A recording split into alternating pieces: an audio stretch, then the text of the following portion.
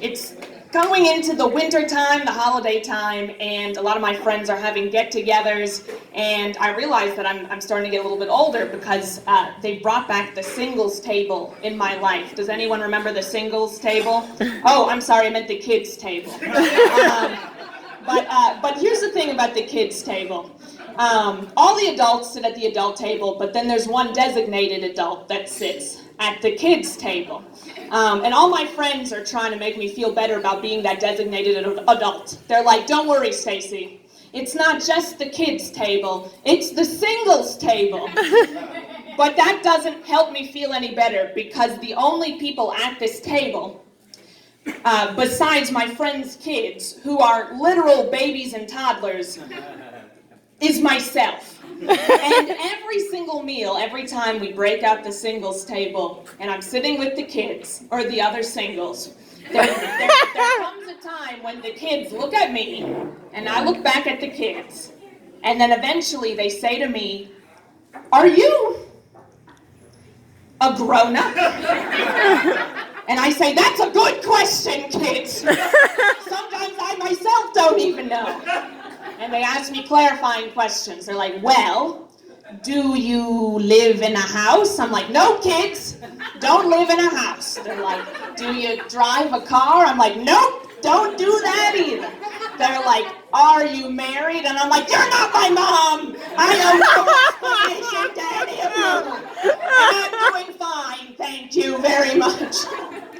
But yeah, kids are interesting. A lot of my friends, my really, really good friends of 10 plus years, are getting married and having kids. But I found out that I'm very bad at talking to people in general, but especially kids. The other day I was going shopping at the grocery store, actually at the Giant right over there, and I was looking through all of the snacks that I wanted to buy, and then out of the blue, this child came up to me and she said, "I'm lost."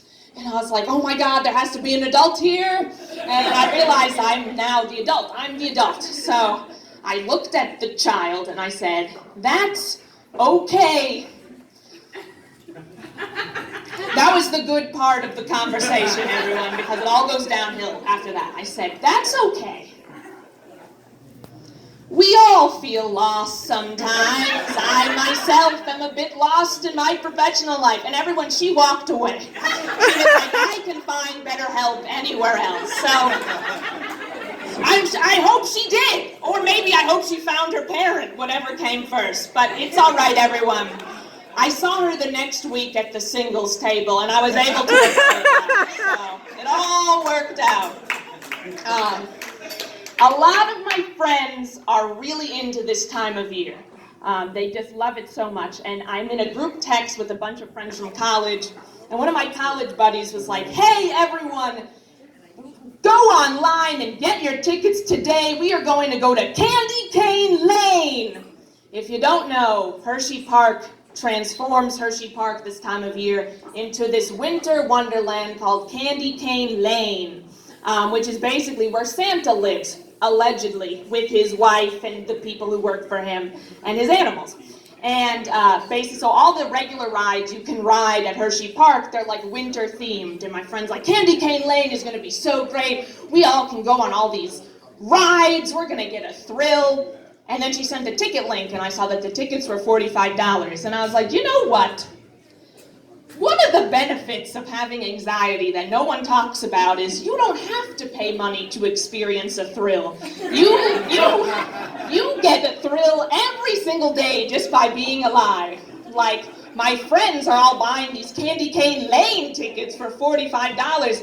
I feel a lump in my throat whenever I wake up and realize, oh God, I'm still here. So anyway, I'm not going to Candy Cane Lane, but that's all right. Talking about Candy Cane Lane, it made me realize I worked retail for several years, and Black Friday's coming up. Anyone else planning on doing anything for Black Friday? No, everyone's like, "No, I'm staying at home." Well, that's nice, because for a few years I couldn't stay home for Black Friday. I had to work. My very first Black Friday, I had to work a 12-hour shift, 6 a.m. to 6 p.m. And I go into my store at 6 a.m., and for like 3 hours, I was like, you know what? I don't know what everyone's been complaining about. This is not that bad. Well, about 12 minutes after I thought that, this woman started walking down the escalator holding this huge waffle iron, a Black & Decker waffle iron. And she was proceeding to walk towards the checkouts, and then this other woman approached her and said, "Is that a waffle iron?" And the original woman said, "Yes." And the woman who asked the question just wound up and punched her in the face, like right in the mouth. And to the woman's credit, she held on to that waffle iron and was like, "No, this is my waffle iron." And then this other woman who was not involved at all turned to me. I was still behind my register, and she turned to me and she's like, "Do something." And it's like, "Ma'am, I am 130 pounds on a good day, and the majority of that weight is made up of tears I have yet to cry. I cannot help these people." And I didn't even need to help. The woman got her waffle iron and checked out, and that was Black Friday in 2012. So everyone, you claim to not be going out, but if you do choose to go out, just don't buy a waffle iron. Thank you. You all have been a wonderful crowd. Thank you.